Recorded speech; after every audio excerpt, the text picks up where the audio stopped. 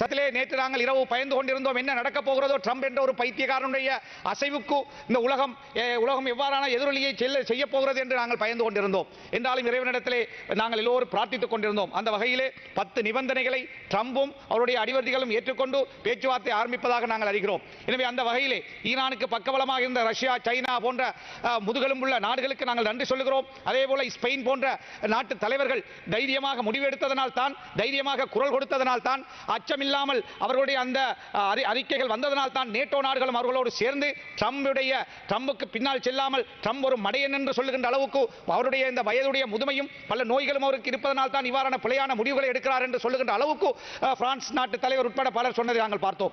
எனவே ஈரான் அதாவது எடுத்திருக்கின்ற இந்த ஈரானும் அதாவது அமெரிக்காவும் சேர்ந்து, அதாவது அமெரிக்கா ஜனாதிபதி சொல்லியிருக்கிறார், நாங்கள் அந்த 10 நிபந்தனைகளை படித்துக் கொண்டிருக்கிறோம். இருதரப்பு உடன்படிக்கையாய் நாங்கள் அதாவது இதை பார்க்கிறோம். வெள்ளிக்கிழமை பாகிஸ்தானிலே கூடி பேச இருப்பதாக நாங்கள் அறிகிறோம். நாங்கள் இறைவனிடத்தில் பிரார்த்திக்கின்றோம் அந்த பேச்சுவார்த்தைகள் நியாயமானதாக நேர்மையானதாக இருக்க வேண்டும். இந்த அமெரிக்காவுடைய இஸ்ரேலுடைய அட்டகாசம் இந்த உலகத்திலே பலஸ்தீன மக்களுக்கு எவ்வாறான அநியாயங்களை செய்தார்கள் என்று தெரியும். நாங்கள் கேட்ட துவாக்கள் இன்று அதாவது வீண் போகாது என்ற நம்பிக்கை நமக்கு இருக்கிறது. எனவே பலஸ்தீன மக்களுக்கு செய்த அநியாயம் உலக மக்கள் எல்லோரும் அதற்காக கண்ணீர் சிந்தினார்கள், பிரார்த்தித்தார்கள். அதற்கு எதிராக போராட்டங்கள் ஜனநாயக ரீதியிலே உலகமெல்லாம் செய்தார்கள். எனவே அதே போல இன்று இஸ்ரேல் இந்த நிலையில் இருந்து மீண்டு வருவதற்கு இன்னும் 10 வருடங்களுக்கு மேலே செல்லும் என்று சொல்லப்படுகிறது. இஸ்ரேலுடைய எதிர்க்கட்சி தலைவர் சொல்லியிருக்கிறார், யாயிர் லபித் அவர்கள் சொல்லியிருக்கிறார், இந்த நேற்றைய உடன்படிக்கை இஸ்ரேலுக்கு ஒரு படு தோல்வி என்று சொல்லியிருக்கிறார். நெட்டன்யாஹுடைய ஒரு பிழையான முடிவும் பிழையான அதாவது பாரிய தோல்வியை